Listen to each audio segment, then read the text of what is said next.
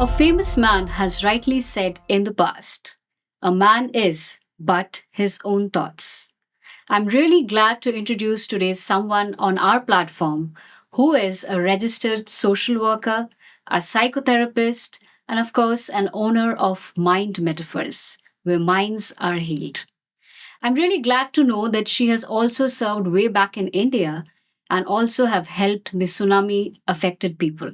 She is passionate in helping people through their healing journey, be it mental illness or any other addictions. Welcome to my show, Manjusha Encharakunnil.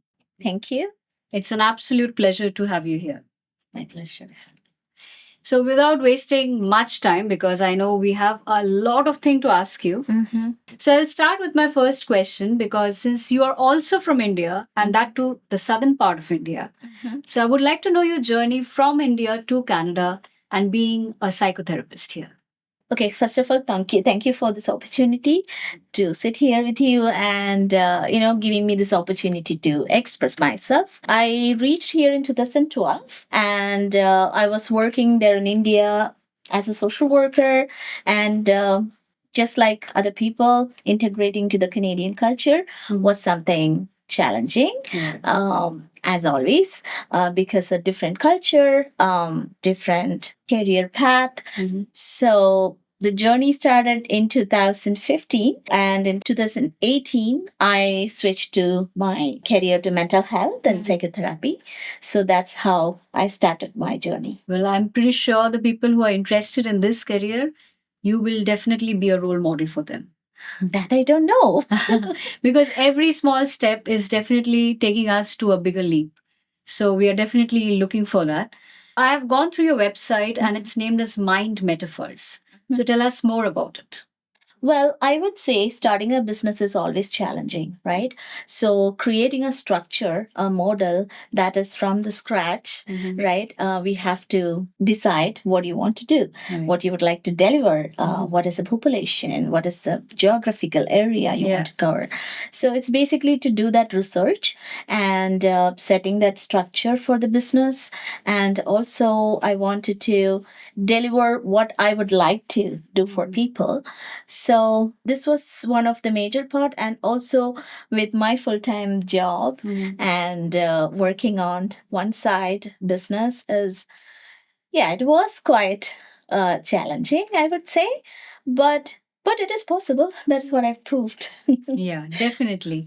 I think anything is possible in this world if you really want to do it with all your heart.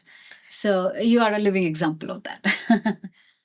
Well, that I don't know, but still, yeah. Yeah, because setting up a business here in Canada, not being in your home country, you're setting it up in a different area with the different demographics you're working. I think that itself is something to be applauded for. So, yeah, definitely. Give a pat on your back. Thank you. So, we all know like 2020 has been a game changing year, be it for the good or for the bad. And definitely, mental illness has played a very important role in this year. Of course. Yeah. So, how would you describe psychotherapy pre 2020 and post 2020? So I would say people walking in with different symptoms. It could be sometimes different other underlying issues. It could be PTSD. It's called post-traumatic stress disorder. It could be many other mental illness in the past. Maybe they diagnosed or not even aware of. It's all got escalated and they started approaching the system, right? I would say it's overcrowded. So many people are still in waiting list. With different agencies, mental health systems, mental health outpatient clinics.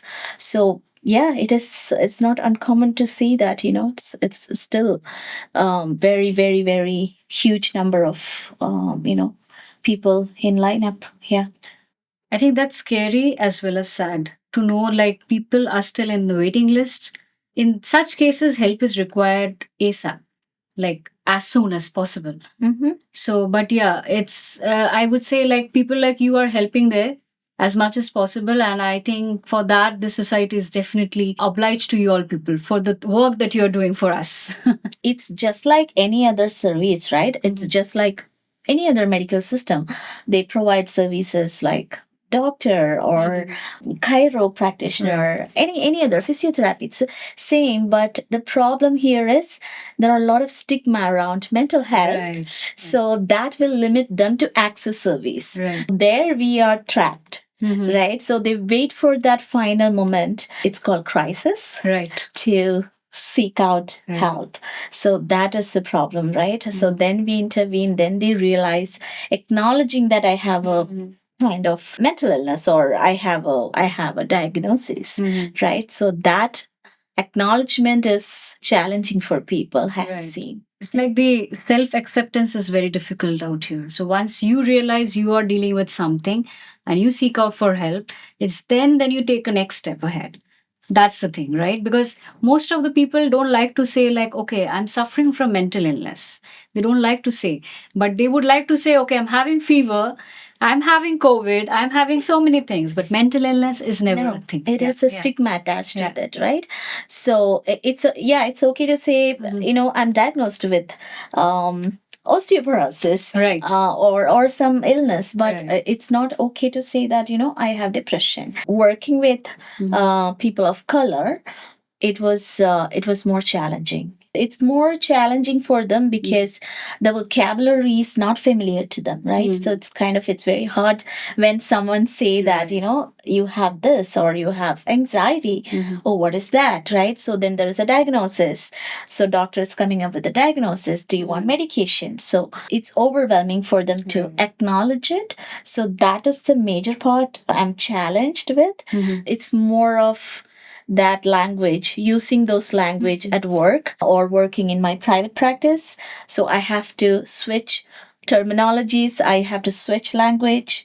For some people, I have to use, instead of anxiety, I have to say words like stress, tension. So it's a kind of, so that it's easily understandable by everybody, because people may not be acquainted with the language or the terms, medical terms, I would say.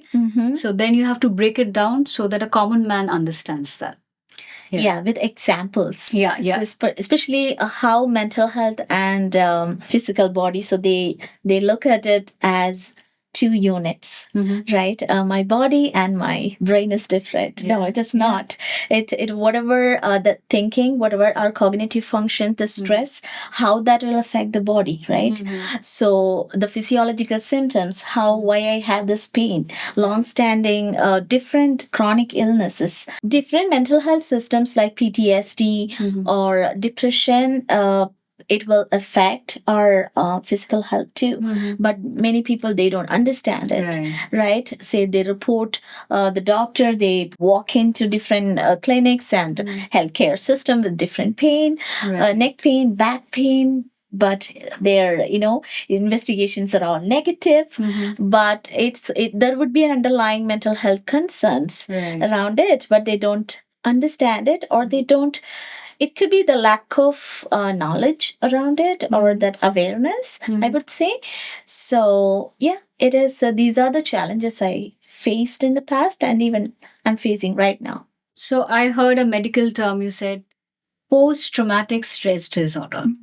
Even I would like to know more about this, like when this can be considered as a PTSD.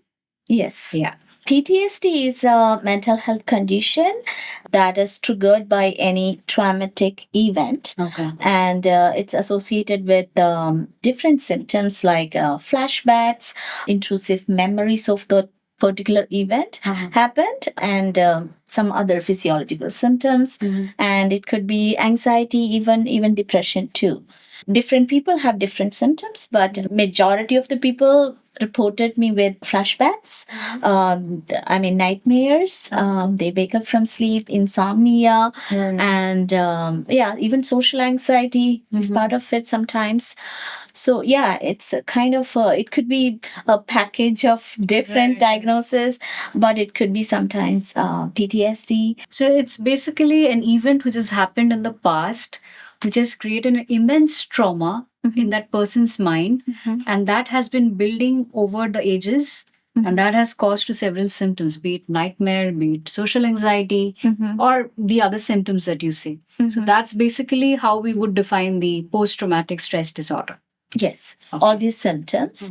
And also, it will affect your worldviews. Okay. Yeah, if you have seen some people, they say, I have so many clients, struggling with the sexual trauma. Yeah. For example, they will come up with certain statements. It's called core beliefs. Okay. That they will come up with, like, all men are dangerous. The world is not a safe place. Yeah. All government systems are corrupted. So it's all from their trauma beliefs. Okay. So that is more solid in their brain. Yeah. And that is also another major part. They are suffering, the reason behind their suffering, but they're not aware of it. Right. They don't know why I have this thought.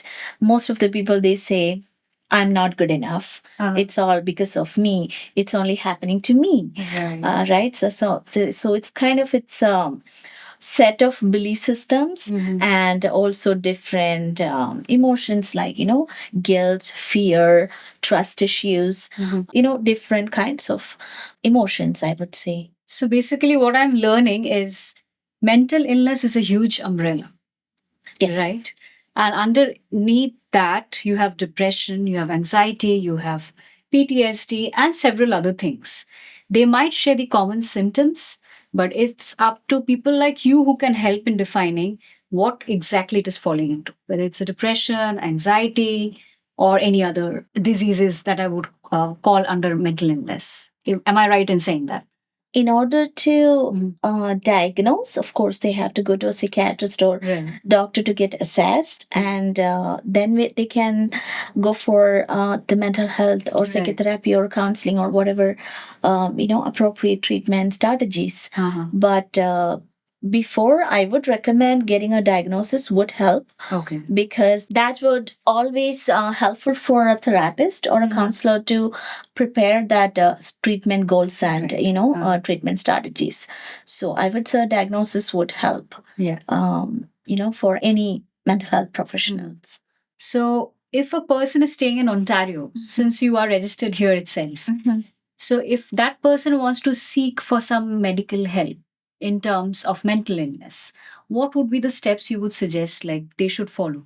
I would talk to my doctor first, my family doctor, and report whatever symptoms you experienced. If you have a trauma from past, disclose it to the doctor, or if you have any other symptoms like suicidality or anything, I would say reporting to your healthcare professional would be ideal. Okay. And from there, the doctor can probably, if the symptoms are very severe, and if the doctor think that a psychiatrist's presence would help, then definitely the doctor can refer you to the psychiatrist or the patient to the psychiatrist. Okay. So the doctor could be the first point of contact to get that referral or navigating them to that, appropriate systems and healthcare services. Yeah, I think this is very helpful because many people, as she has said, are already struggling with this disease unknowingly.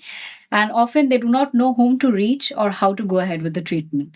So these steps would definitely help you to at least start with the process. As you said, after 2020, there has been a significant rise in mental illness. So what is the common mental illness that you can see right now reporting to you?